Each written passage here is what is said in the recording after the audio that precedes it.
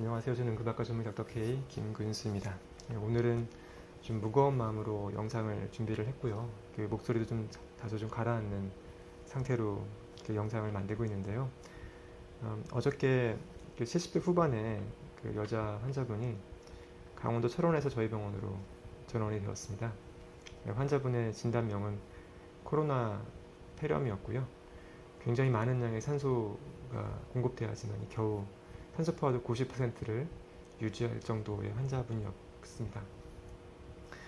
다행히도 환자분은 겉으로 보이는 모습은 잘 견뎌내고 있는 모습이셨고, 호흡곤란이 굉장히 심할 걸로 보였는데, 호흡곤란이 심한 경우에는 환자의 가슴과 배가 같이 움직이면서 그 호흡곤란 현상을 저희가 보게 되거든요. 근데 그 환자분은 그럼에도 불구하고 호흡수가 거의 한 18회에서 20회 정도 유지되고 있는 편이셨어요.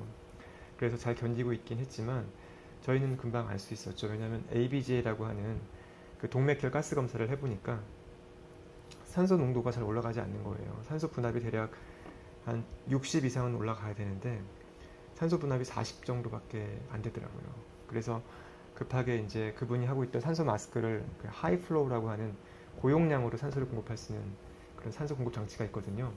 그걸로 전환시킨 다음에 산소 공급을 하고 그 다음에 이제 환자분한테 필요했던 폐혈증으로 진행될 수 있는 가능성과 그리고 저혈압으로 올 수 있는 가능성들이 있었기 때문에 급하게 이제 또 센트럴 라인이라고 하는 중심 정맥관을 잡고 그리고 환자의 혈압을 모니터링할 수 있게끔 그 동맥혈에다가 동맥관을 잡았습니다. 이제 환자분이 가지고 오신 CT가 있어서 저희가 한번 쭉 분석을 해봤는데 딱 보니까 전형적인 그 코로나 폐렴의 소견들을 보이고 있었고요. 그 코로나 폐렴의 범위가 거의 폐 한 80% 정도 이상을 넘어갈 정도로 염증이 진행된 상태였습니다. 저희 병원으로 전원을 했던 병원에 바라보니까 환자분에게 어떤 약을 투여했는지를 살펴봤어요. 필요한 약제들이 좀 다 들어가지 못했더라고요. 아마 그 병원이 그 약제가 준비가 안 돼서 그랬을 거라 생각이 드는데요. 일단 첫 번째 투여해야 될 약제 중에 하나가 이제 렘데시비어라고 하는 약제가 있습니다. 이거는 항바이러스제인데 바이러스의 증식을 억제해서 이 코로나라고 하는 바이러스 질환을 진행을 억제하면서 중증도로 이행하는 것을 막아주는 효과가 있어요. 그 약제를 투여를 해야 되고요.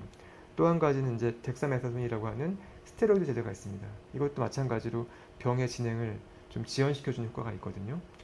그 약제가 또 필요하고요.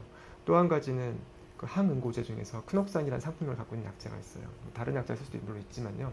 그 항응고제를 투여를 해야 됩니다. 왜냐하면 그 코로나 자체가 혈관 쪽에 염증을 일으키는 효과가 있거든요. 그래서 그 결과 그 혈전 형성에 위험성이 있고 그 혈전 형성에 따른 2차적인 문제가 생길 수가 있기 때문에 우리가 코로나 환자들한테 대부분 이 항응고제를 투여하게 됩니다. 그래서 그런 약제들을 좀 준비를 해서 투여를 하기로 했었는데 문제는 뭐냐면은 그 렘데시비어가 저희 병원 재고가 없는 거예요.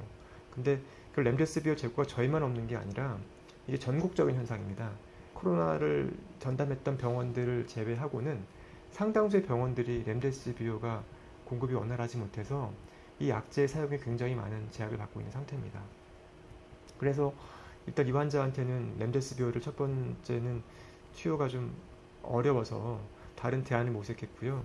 그 중에 하나가 이제 우리가 그 면역 조절을 하는 효과를 갖고 있는 약제가 있습니다. 이거 영어로는 이제 이민 모듈레이터라고 하는 약제인데요.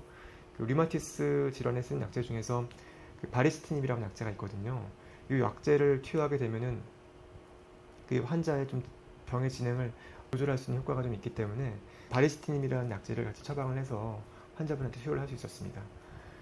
아마도 이 환자분은 제가 예상하기로는 하이플로우라고 하는 고농도 산소가 투입된 장치로 필요한 양만큼을 충족하지 못할 경우에는 기관삭관을 분명히 해야 될 거라 생각이 되고요.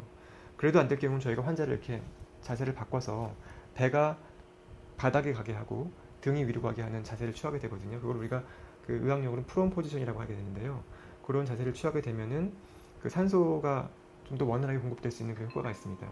그래서 이 환자분은 아마도 프론 포지션까지 해보고도 안 되면 결국에는 남아있는 거는 에크모라는 체액 순환 장치밖에 없거든요. 일종의 그 폐기능을 대신할 수 있는 그런 체액 순환 장치예요. 그러니까 환자분의 피를 밖으로 순환시켜서 산소를 주입을 하고 산소가 녹아 들어간 피가 다시 우리 몸에 들어갈 수 있게끔 하는 그런 일종의 체외순환 장치거든요. 우리가 코로나 환자들 많이 심하게 있었을 때 사용을 많이 했던 그런 장치입니다. 근데 아마도 이 환자분은 그 기계환기 장치로도 체내로 산소가 충분히 공급되지 않을 경우에는 그 에크모라고 하는 장치에도 의존을 해서 산소를 좀 공급해야 될 그런 상태에 있었습니다. 결국 환자는 이제 ICU로 입원을 하셨는데요.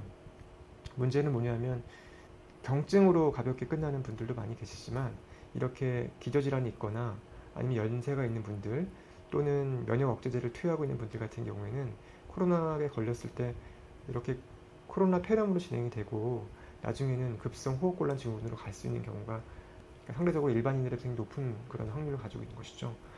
그런데 더 큰 문제는 뭐냐면 우리가 이제 이런 병의 이행을 좀 더 지연시키거나 병의 치료 기간을 단축시킬 수 있는 그런 약제들을 투여를 해야 되는데 지금 이 약제가 굉장히 많은 공급 부족에 시달리고 있다는 것이 문제입니다.